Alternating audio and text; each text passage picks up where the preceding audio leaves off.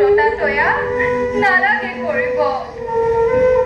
এতিয়াও হোৱা নাই যজ্ঞৰ পূৰ্ণাহুতি দিয়াৰ সময় অহা নাই এতিয়াও যজ্ঞৰ দেৱতা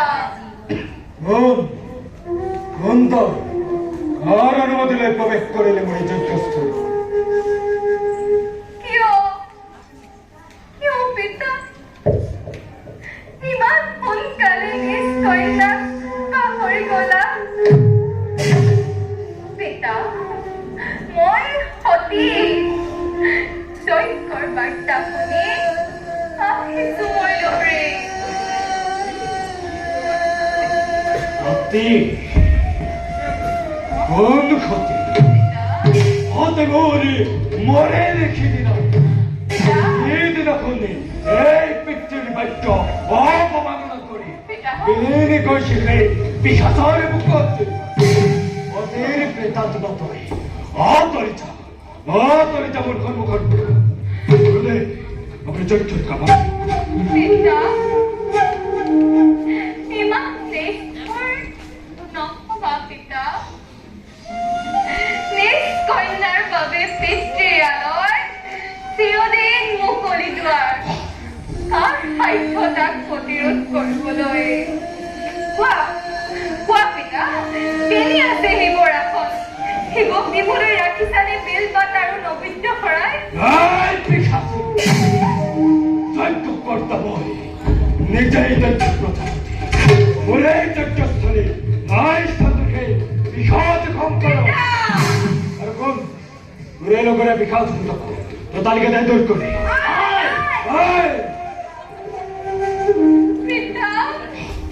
গুরুদেব আরম্ভ করো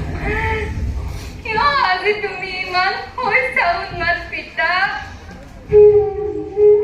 যাক তুমি বিদ্রুপ কৰিছা বোধ বুলি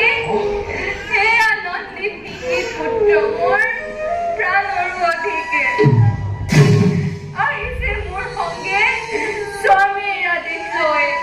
তব যজ্ঞ পূৰ্ণময় কৰিব হেতু পিতা তব যজ্ঞ পূৰ্ণময় কৰিব বিশ্বাসী বন্দে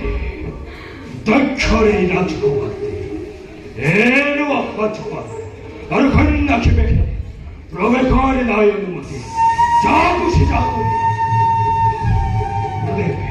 আরম্ভ নালাগে ভাবিব তুমি দিনহীন কন্যাৰ বাবে যদিহে নিজৰ লাগে কল্যাণ যদিহে লাগে যজ্ঞৰ কল্যাণ তেতিয়াহ'লে একো মনে একো চিতে ৰৈ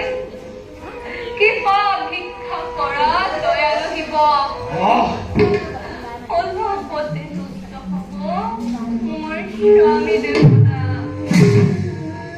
অচিৰে পূৰ্ণ হ'ব তব মনোকামনা পিতা জানি না বেটি কথা যুবক সত্য রঞ্জনুর অতি ক্ষুদ্র দক্ষরা গতি শ্মশানের ভক্ষেত প্রলয়ের তাণ্ডব নাশি দুয়ারে তলা বব দুয়ারে প্রতিপক্ষে পিশাচি কম করে মেয়ে করে বৈঠক পিতা বন্ধে পিশাচি বড় বেশি পিতা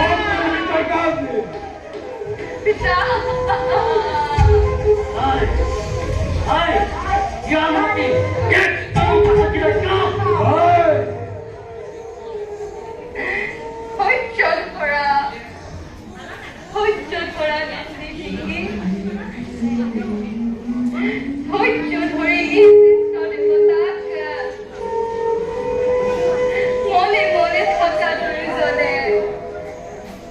প্ৰয়োজন হলে নিজে কঁপি উঠিব কইলা অৱশ্যে গৰ্ব হব মোৰ দাম ঠিক বেছি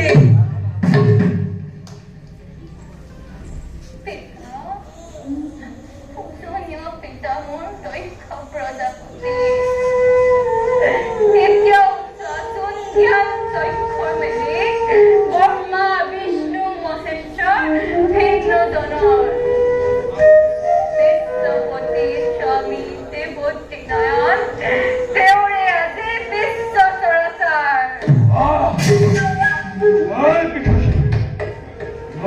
সেই বিষচৰেৰ